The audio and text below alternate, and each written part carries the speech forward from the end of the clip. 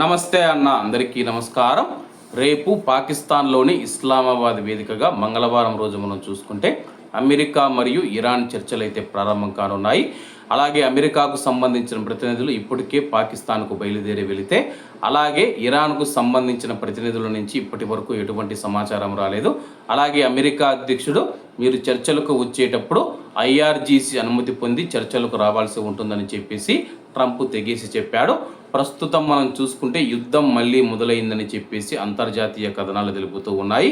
US తమ యొక్క నౌకను స్వాధీనం చేసుకున్నందుకు ప్రతీకారంగా ఆ దేశ యుద్ధ నౌకలపైన ఇరాన్ డ్రోన్ దాడులు చేసింది.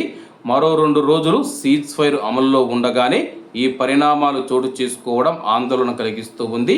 యుఎస్ ఇరాన్ మధ్య రెండో విడత చర్చలకు ప్రయత్నాలు సాగుతూ ఉన్న వేళ ఈ దాడులు జరగడంతో డీల్ ప్రశ్నార్థకంగా మారింది. మరోవైపు చమురు ధరలు సైతం చూసుకుంటే బగ్గుమంటూ ఉన్నాయి. WTI క్రూడు ఒక బ్యారెల్ $90గా ఉంటే బ్రెంట్ క్రూడ్ $96లకు చేరుకుందనమాట.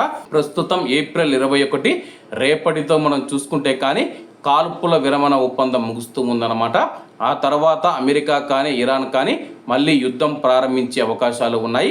లేకపోతే కానీ ఈ లోపలే 2 దేశాలు కూర్చొని మాట్లాడుకొని కాల్పుల విరమణ ఒప్పందాన్ని పొడిగించుకునే అవకాశం ఉంది. దీనికి ప్రస్తుతం అమెరికా సిద్ధంగా ఉంది, కానీ ఇరాన్ నుంచి ఇంకా ఎటువంటి స్పందన రాలేదన్నమాట. మా యొక్క ఓడరేవుల దిగ్బంధనాన్ని అమెరికా వదిలేస్తే, అలాగే మా యొక్క ఓడరేవులను ఓపెన్ చేస్తే మాత్రమే మేము చర్చలకు వస్తామని చెప్పేస్తే ఇరాన్ ప్రకటిస్తూ ఉంది. అమెరికా దీనికి ససేమిరా అంటూ ఉంది. మీరు వచ్చి ముందు ఒప్పందం కుదుర్చుకుంటే మేము మీ యొక్క ఓడరేవుల మీద ఉన్న దిగ్బంధనాన్ని తొలగిస్తామని చెప్పి అమెరికా తెలుపుతూ ఉంది.